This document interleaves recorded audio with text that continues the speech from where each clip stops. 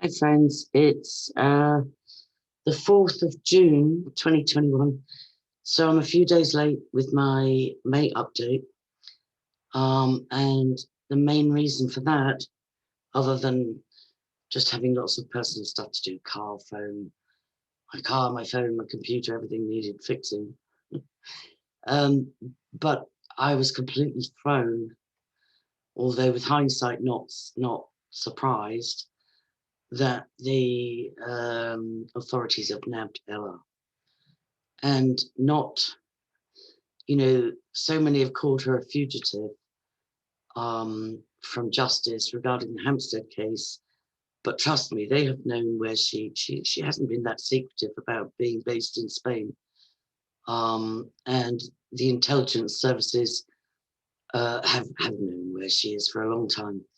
But rather than bring her in on Hampstead-related issues, which would have been great for justice and discovery of evidence, no, she's walked into entrapment on cannabis grounds. And somebody I did a video about it, and I got criticized by Guidance. Oh, she just talked about herself. Like, excuse me if I talk about myself on my channel, but more fool you because you missed some, dots and evidence on the Hampstead case, which you claim to care about. So, I'm finding I have to get over personalities. It's like the message that's important, not the personality. But somebody commented under that video, nobody smokes cannabis resin. Well, from interviewing Ella quite a few times early on in 2015, she told me she doesn't smoke. She doesn't smoke weed. She absolutely just juices it for health reasons. That chops up the whole plant and puts it in with green vegetables and so on as a health property. But there were with Rupert Quaintance, when we were video blogging about Hampstead, that was when I had been told. Well, first, the clue I forgot. Sorry, I'm all over the place. Like, I'm not grounded. I should have done my Bible study first, but I just thought I'd put something on record. When the third clue, I said Daniela Verita gave a clue, watch the mother, and then Carolyn Cottier gave a lot of clues about what her intelligence-connected husband had allegedly discovered. And then the other person was Miles Johnston, who interviewed me for 11 hours, I think it was, in Ireland around 2013. But I since then took a different stance, sadly, on his work, concluding that he was a gatekeeper to actually discredit MKUltra survivors, in my opinion. But he had tried to warn me of Hampstead, and he said, back off, curiosity killed the cat, it's a Russian mafia deal. And then the other person that Rupert and I both met had said that the Russian mafia had flooded London around 2012 with a certain drug that was very toxic and very addictive. Can't remember if it was ketamine or what it was. I'm not a big drug expert. So, although I'm sympathetic to cannabis use for medicinal purposes, I don't think it's the smartest idea for Ella to have been involved with trafficking of drugs. In Spain, it's legal. Cannabis is legal. And every householder is allowed to grow 4 plants at any given time for personal use. So for those that do know of its medicinal benefits, then that should be sufficient. So even though 3.5 kilos and a kilo and the different figures bandied about in the last video I did from the newspaper report, they were not vast quantities, but as a mother whose children have been kidnapped and silenced, allegedly. It's not wisdom to be dealing, and part of me wonders if she is just a terminally codependent and vulnerable woman who keeps getting mixed up with just awful men. Has she been duped again to be a mule? And it's interesting that they grabbed her off British Gibraltar, which is a colony like Northern Ireland, where it's probably not legal, but in Spain it is. So it does smack of entrapment for sure. And there are some bad choices seeming to have been made as well. So you can look at that video on my YouTube channel. Please subscribe if you're not already. It's my backup channel, which is, it's gaining subs. And I always think my subs have been shadow banned anyway, and my views as well. And I've proved that in the past, but that's not the point. So that was one piece of bad news, that Ella's been grabbed, not on grounds where she can bring forward evidence for the children's truth-telling, but on, it's like with Al Capone, where they got him on tax evasion, and I don't think she's any Al Capone, although I've said since 2016 that she's probably not entirely innocent. But I still find it sinister and sad that this is the tactic to. And I did wonder, have they grabbed her now? I'm sure they've had her under surveillance all the time. But I did wonder, have they grabbed her now because the children are 15 or 16, probably 16 or 17 this year, and getting close to when, if they can, they may speak out again. And so it seems like this might be a tactic just to scupper any reunion with their mother, which they might have wanted. And any reunion with the deprogramming benefits of the herb of hemp, which Kathy O'Brien referenced, where they might break free again and speak up again. So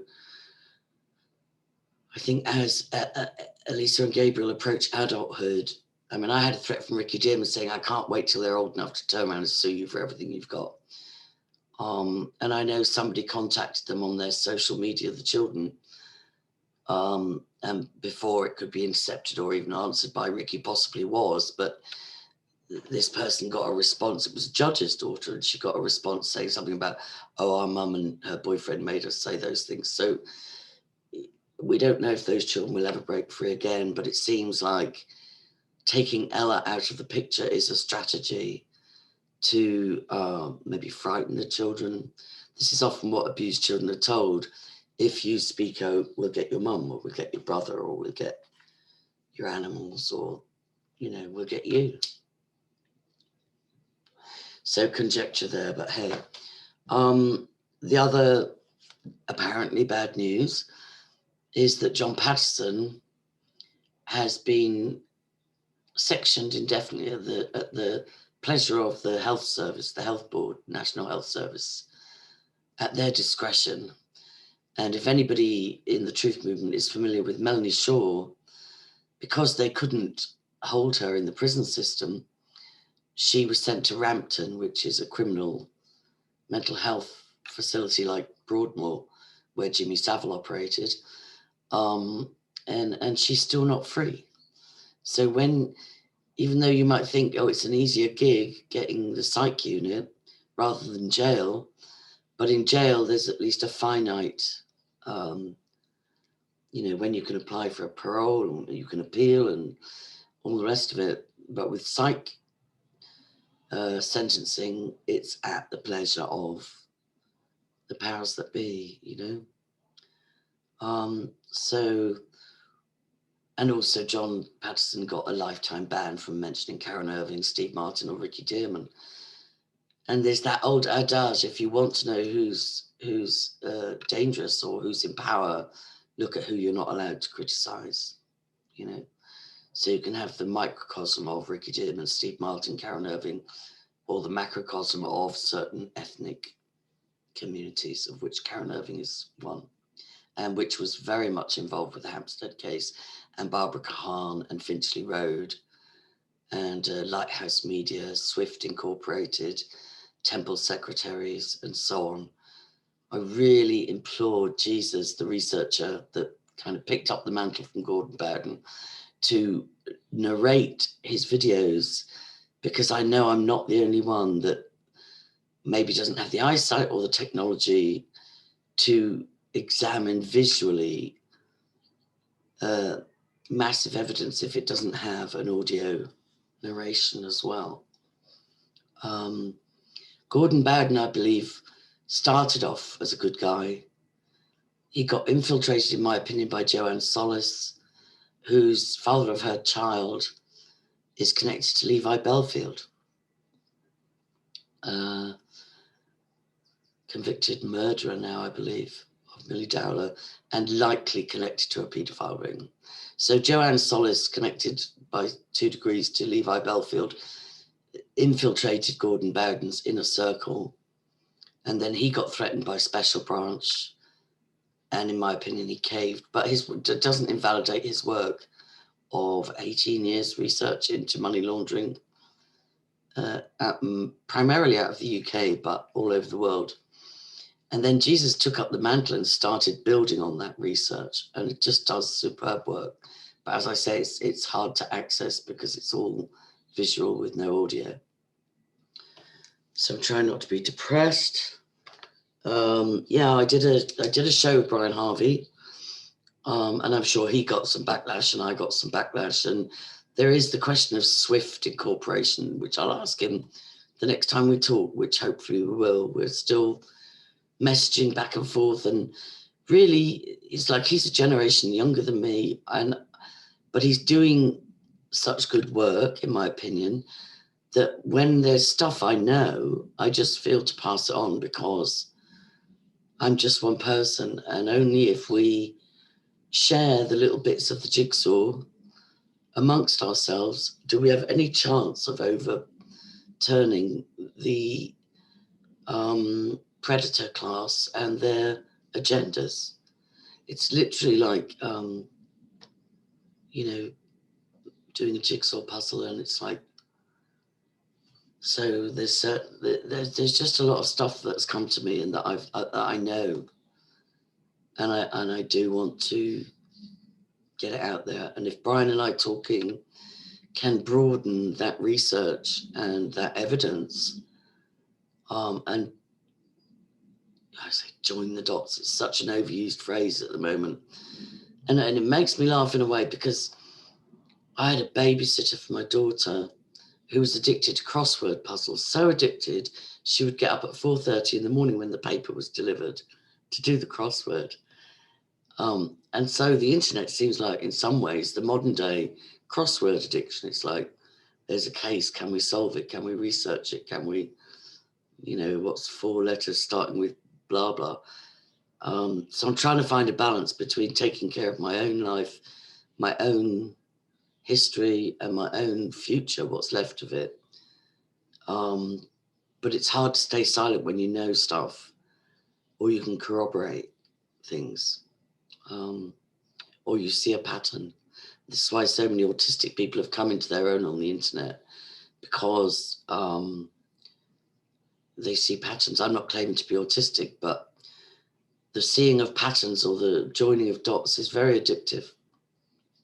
And it's in everybody's best interest to stop the modern day slavery in children. It's, you know, if children and the vulnerable are not protected in a society, that's pretty much an indicator that that society is about to crash and burn. So I'll try and move swiftly along. Yeah, Truthy Weezy, although, you know, we started off fighting because I shared an important video. Well, I asked my assistant to put an important video of his up on my BitChute, and my assistant was new to YouTube and that stuff, and he didn't put the credit link. It was put in very quickly afterwards, and I apologize for that, but I've kind of made my peace with Weezy and Chance I'm very fond of. And Weezy's I think he's brave, and he did a superb job with Terry. And Terry and I have history. We worked together on a lot, but then she decided I was a Satanist and Illuminati and Hoaxstead and whatever else, and was vicious, you know, for quite a while about me, and wrong. But, you know, and I think she's sincere, but I think she's sincerely wrong again in her interpretation of the Daddygate situation. So Weezy did a very good interview, and it would be very interesting if they come back together and Terry has sincerely researched what she's been pointed towards. I know she brought a lot of her own passion because Hoaxstead pounced on her after she interviewed me about the Hampstead case and other things. We talked about satanic ritual abuse. We talked about Dame Emily Napper. We talked about international pornography and the truth movement. We did some really good work together before the trial. Really, Hoaxstead succeeded because what they wanted to do was not only attack Terry, but put a wedge between us, and they succeeded. And I did stop doing so many interviews because it's not for the faint-hearted. Anybody that appears with me on my platforms, no matter how censored or decimated they may be, gets targeted by the likes of Karen Irving and her crew. And I think there's a subtle difference between the Hoaxstead research crew, you know, made up of a lot of paedophiles, to be honest, and people with dirt on them, benefit cheats, ex-jailbirds, you know, a lot of people seemingly possibly blackmailed into doing the trolling. I think there's a subtle difference between that crew operating under Karen and Ricky, allegedly, and the different ones like Andrew Gine and, you know, to some extent, Sean Atwood and others. The different layers of disinfo, misinfo, in public. There's different layers to this. So Hoaxstead research, I believe, is an actual, well, what's her name? Hope Girl proved that they were born out of a company which, you know, offers to rescue your reputation by decimating your opposition. There's a couple of really good blogs. Who is Hoaxstead Research, Karen Irving, Hope Girl. She's done some really good work on that. So Spider Cat Web. So's Matt Taylor. Currently, I haven't kept up with all his exposing the Hoaxstead trolls, but he's a delight to watch. His honesty is refreshing, and I love the positivity he's bringing, because sometimes it's hard to find some positive spins on what's going on. Yeah, Baron David Ward, I think I shared about this. He passed away, very sadly. The coroner's report has just concluded. We haven't got the outcome. I believe his funeral services this weekend, and look forward to the full report as to whether his death was suspicious. Well, certainly seems suspicious. He was recovering well from sepsis and determined to survive, and then very quickly died in hospital. So, you know, without wanting to conspiracy theorize, I look forward to finding out any more details on that, and I'll bring them to you as they become available. But he's being laid to rest this weekend, if all goes according to plan. Charlie Ward, I haven't shared yet, but I had an extensive email exchange with somebody who had been in his circle of friends in the past, including attending his wedding with his wife and visiting each other's homes and so on, and very telling.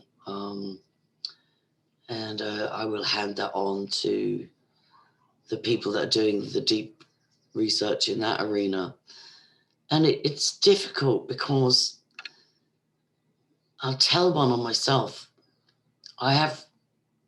Weezy's probably going to be mad at me about this, but I have resubscribed to Sean Atwood, not because I believe the cover story or the spin about, oh, Callie only went back to the sex industry because her GoFundMe got taken away. No, Callie herself admitted that she never stopped working in the sex industry, and it wasn't just online by any stretch. She had a nightly charge, I think, $800 if you came to her abode and $1,000 if she came to the punter's house or apartment or hotel room or whatever. And then she increased those prices as her profile got higher after Daddygate to $1,000 to visit her for a night or $1,200 for her to go to the punters. So, but having said that and having observed Sean telling lies, that's the truth, I'm sorry, but some of the content, some of the guests have good information, like Ryan Dawson or Jay Myers or Jay Dyer, I can't remember. But he because of the illusion of having a huge channel and being well connected, he gets some great guests. So I don't watch every video.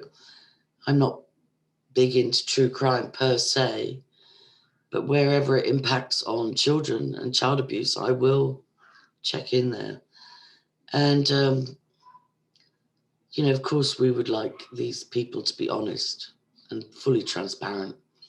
Sometimes we've got to take what we can get just in terms of creating a safer world for children, and piecing together facts, you know.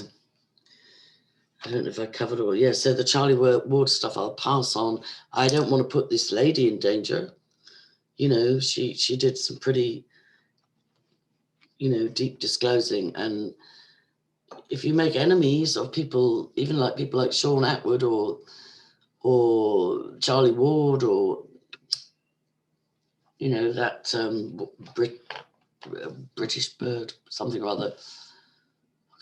Anyway, they can be formidable enemies, and they can get your channels taken down and kind of threaten and intimidate and slander and discredit. I mean, I've been a victim of this from Hoaxstead since 2015, and very many others have been imprisoned, sectioned, or silenced, gagged. So this is real. This is real stuff. You know, this is real. But at the same time, what's the choice? That we just roll over and say nothing can be done? You know, or I need to keep my job, or, you know, like, I'm not a lolly, I need to put food on the table, all that stuff. It's wearing a bit thin when kids are getting raped and murdered and trafficked as commodities. I need to keep my job, or I don't want to be trolled, is sounding a bit hollow, you know. Time to put our big girl pants on and big boy trousers. Yeah, I am working on a book project, and I have opted for partnering with a ghostwriting company just because I do have DID, although I think I'm mostly resolved, but I can still get triggered under extreme stress and trauma. And I have had issues with completing projects. I've probably got 5 books ready to go, but it's very easy for me to get sidetracked and stalled, especially when there are children that appear to need help. It's so much easier just to shelve our own, you know, stories or injustices or journeys, to say, oh my God, there's children in danger. That's the other thing I want to say. This British bird, there's another name, another word in the name. Oh, I've lost the stone out of 2 of these rings. I need to get another one. Brenda, if you're listening, please can I have another one? Where do they go? Damn.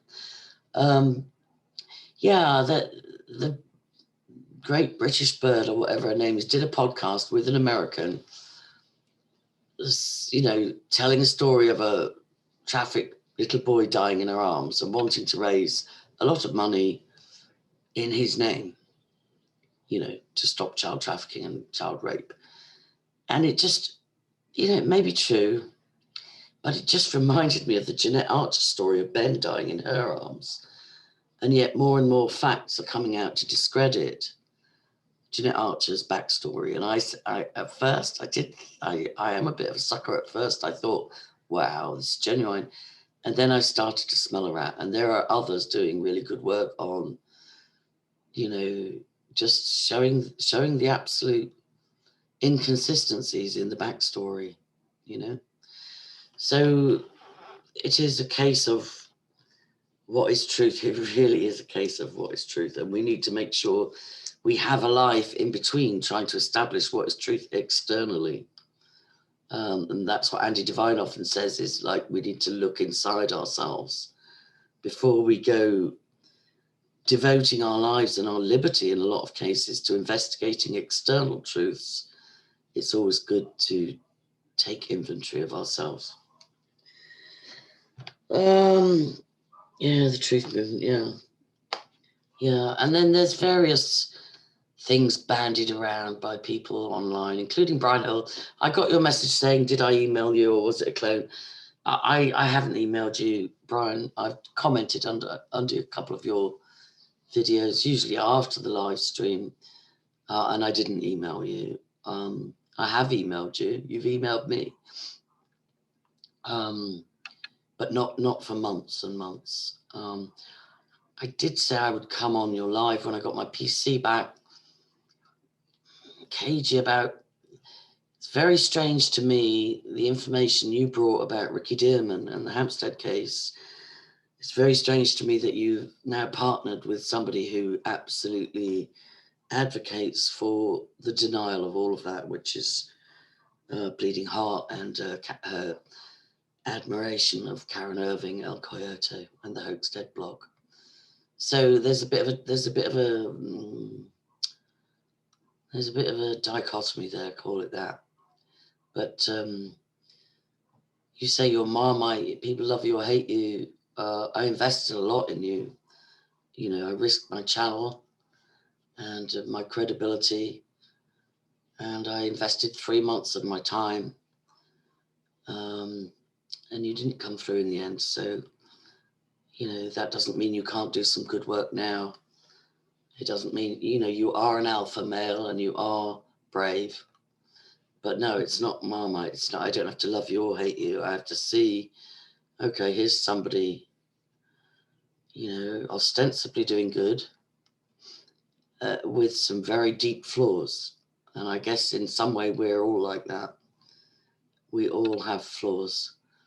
But, you know, feel free to ask me questions about things that Hoaxdead drag up from my painful past as one of 5 generations of abuse victims, you know. I've nothing to be ashamed of. There's things I regret, certainly, but there's things I was pressured into by a toxic family and by trauma and wounding, you know. And I've repented of where I could have made better decisions. They were never premeditated or evil, wicked. And I've done everything I can to make them right. Yeah, I feel a bit low energy and a bit sad. And I don't mean this to be a sad update. And I do feel that this is probably what I'll end on, because we may or may not solve the world's problems. We may or may not overturn evil. But my primary goal, above and beyond helping to create a safer world for children, is to let people know about Jesus. And if I can do nothing else, I can do that. Because, you know, there is a time of tribulation on the horizon. I think it's pretty much here already to some extent. And there is an eternity where this 70, 80, 90 years on this earth will pale into comparison to eternity. And there's no greater gift that I could give or pass on to somebody than to say, no matter how painful or joyful or significant or insignificant your journey on this earth has been, there's something much bigger at stake. So I'll try and get back into my Bible studies. I'm going to enjoy the summer, because sometimes in Ireland it only lasts 2 weeks. And I'm going to go and collect my car and walk the dog and do some normal stuff as well. So that's the hope for me is, you know, if all my hope was invested on justice in this life, it's pretty depressing, you know, and the balance of probabilities of getting justice. You know, don't put all your eggs in that. Although it's a good fight to fight, it is a good fight to fight. And while there's breath in my body, I will fight it. And I look forward to the next chat with Brian Harvey. And I look forward to Weezy's next chat with Teresa. And I do think it is time for everybody to do what they can to end child trafficking. It's modern human slavery and worse. Slavery never went away. It just went underground and switched its focus to children. So follow Nikki Cooper, Niki Cooper, and do what you can. Everybody needs to do what they can. There is no longer any excuse to say the church will solve our problems or the government will solve our problems. We each need to be accountable for every action and every word that we do or do not do. And it's time, it's no longer an option to just zone out and enjoy, you know, embrace the slavery. You know, what was it? Who's that person, that elite that said, we will not only mind control people into slavery, we will teach them to embrace it and enjoy it. And I remember being stunned when someone said, this was decades ago, about the Japanese were perfecting the art, it might have been the Chinese, I can't remember, I think it was the Japanese, perfecting the art of creating happy workers. So even though they would work in factory jobs, in horrendously repetitive work, but they would do all sorts of things like have music on and have all sorts of tactics to make them happy worker bees. And have us embrace our slavery until they had to put nets, safety nets, to stop people committing suicide. Because if you get a moment of clarity and you realize you're in slavery and you're being lulled into a false sense of embracing that, if the veil moves and you see that you really are a slave, many were throwing themselves off buildings. And so safety nets, anti-suicide safety nets became a feature. It's like we're rats or guinea pigs in laboratories, and that's not what God intended us for. He made a plan for each and every life. There is a blueprint for your life, my life, every single individual life. There's a blueprint, and if we seek God, we can discern that plan. Even like this morning, I felt overwhelmed, and I just said, plan my steps, Holy Spirit, plan my steps, order my steps for the day. You know, just like move out of the way what's peripheral, bring into the forefront what's important, and help me to feel peace in the present. You know, as I try and walk in whatever plan there was for Angie on the 4th of June 2021. So lots of love, and yeah, let's all do something lest we do nothing. Daily, just ask God daily, let me do something today outside of my own needs and wants. Let me do something that will make a difference, especially to children. All right, there's links in the description, although I'm told they're not working.